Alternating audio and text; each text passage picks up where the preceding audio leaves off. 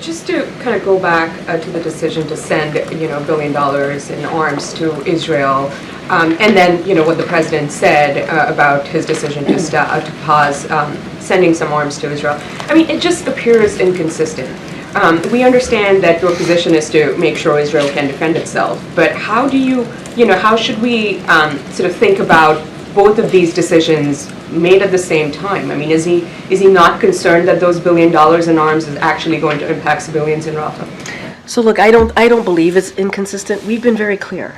We've been very clear here. Two things can be true, right? Two things can be true. We can have tough conversations with our friends and allies. That is something that you've seen from this president in his diplomacy, right? And we can have constructive conversation. We can also share our concerns. And that's what you have seen.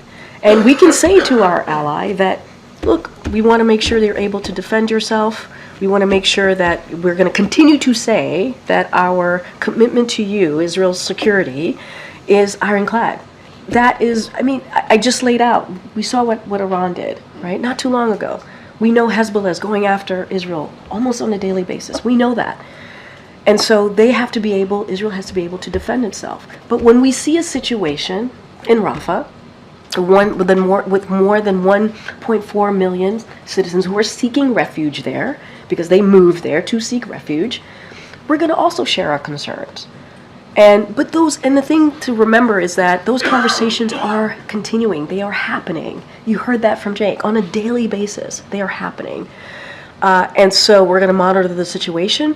Those two things could be true, right? We can try to make sure that our friends and allies are able to protect themselves against their enemies, defend themselves. And we can also flag and say, hey, this is something that we are concerned about when it comes, in this particular instance, obviously Rafah and a potential operations, a major operation, military operation in Rafah.